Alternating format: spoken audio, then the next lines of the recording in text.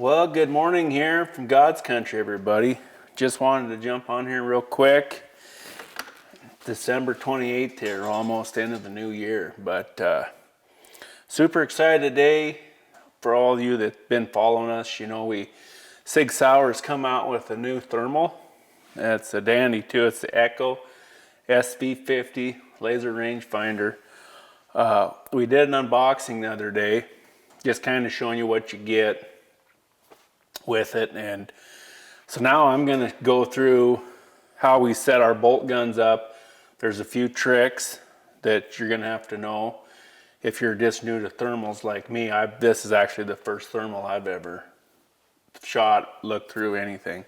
Logan has been a thermal guy, so he's really good at it. So it's kind of teaching an old dog new tricks here. So the first thing you're going to want to do if you get a thermal from SIG Sauer, you can check out all this thermal that I'm talking about at sigsauer.com. But on a bolt gun, this is one thing that you're going to have to do probably is when your bolt throw comes up and your bolt head right here, when you're doing it, you're going to have to pay attention to this. This is the rangefinder part on the thermal. And what we had to do on these bolt guns is we had to add a Picatinny riser mount right here. So here's your normal rail that's on your gun. For the bolt gun for us, we had to add this riser mount. Not a big deal. There's different kinds. I just went to Shields and Billings here and picked one up. And then I set my thermal on here. And now as you can see, we've got plenty of room with our bolt throw and our bolt head. Now before, when you did it, when you went like this, on mine, there was hardly any room between the bolt head and the SIG Sauer rangefinder part here. On Logan's gun, his was actually bumping it underneath here. So we called SIG Sauer. They said, yeah, this is on these bolt guns, you're gonna have to get a riser mount, lifts it up about a ½ inch or more, and now you've got plenty of room.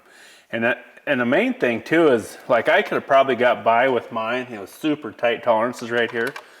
But on those second shots, especially being in the dark, people, you gotta realize you're gonna be thermaling in the dark.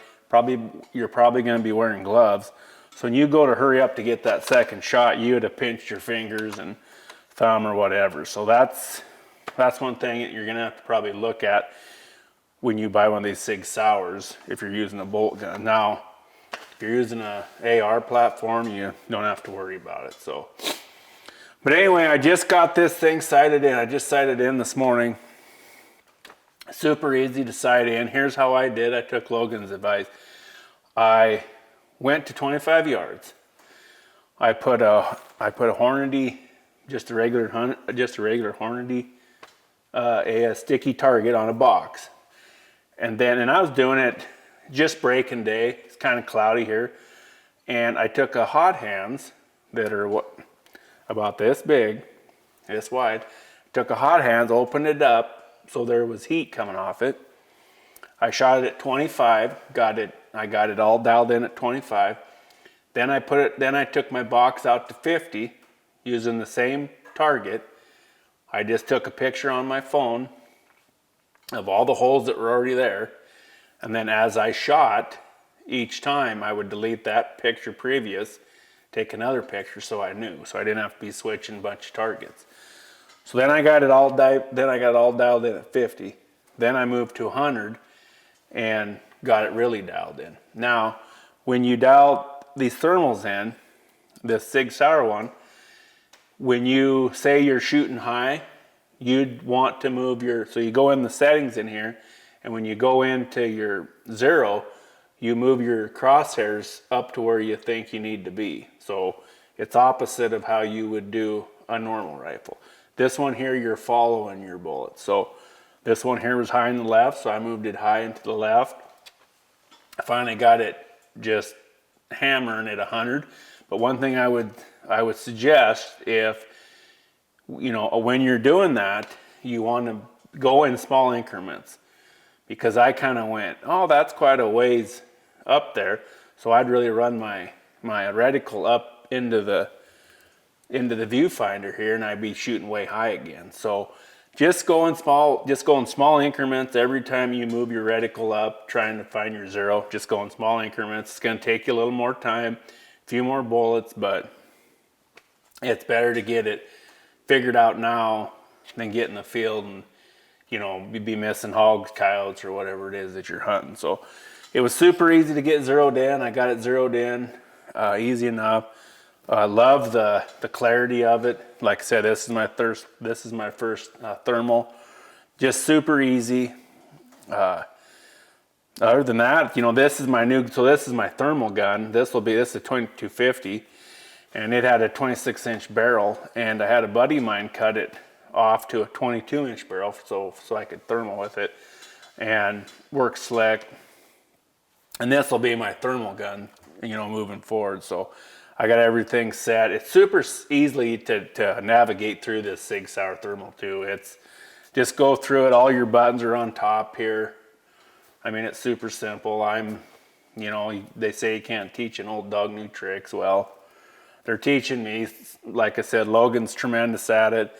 He just was telling me, here's what you want to do, you know. And so I did it. Just like I said, I just 25, 50, and then when you get it close to where, or get it as tight as you want, then move to 100.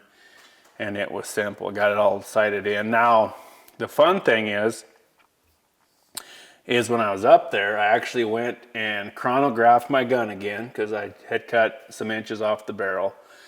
And so now I'm going to go and I'm going to put all my dope into this BDX. So this rangefinder from SIG that's in this thermal is the same rangefinder that you find in their rangefinder or their binoculars. So I can go and put all my dope for this gun, I'll put all my specs for this 2250.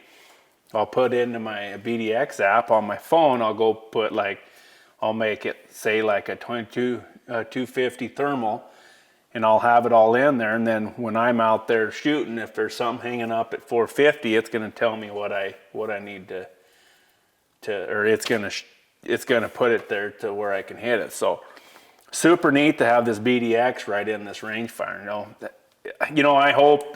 I think it'll happen. I've never thermaled a day in my life, but like I said, Logan's done it a bunch, but I want to shoot him at 80, 90 yards, but just in case something's out there, you're gonna have the potential to put all your stuff of your gun in this BDX and this SIG Sauer thermal rangefinder and be able to shoot them long distances. So with that being said, I just we're going great guns. Logan just went out the other night and he hammered some dogs with his. He said he absolutely loves it.